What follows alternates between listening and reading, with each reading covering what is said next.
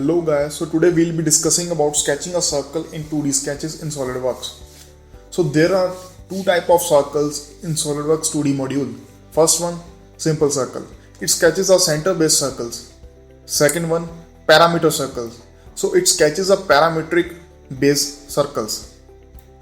So in order to access the circle tool, go to sketch tab, then click the circle icon from the flyer tool.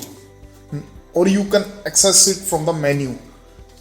Click tools, then sketch entities, and then go to circles. So now for sketching a simple circle, click the circle icon and place the center point in the graphical area. Drag and click to set the radius. Now click the green tick icon to escape the command, or you can simply press the escape button from the keyboard.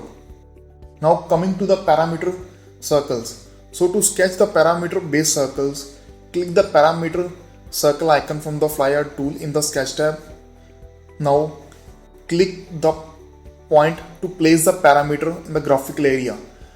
Drag left or right to sketch the circle. Now right click to set the circle.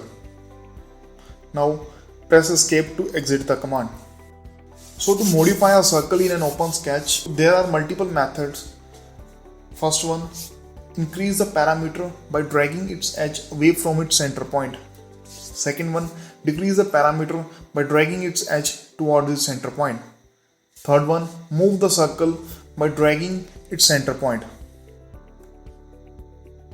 So you can change the circle properties from the property manager also.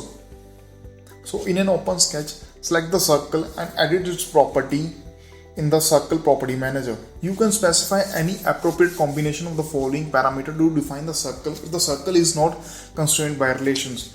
So with the center creation selected, you can set the values for x coordinate, y coordinate and the radius.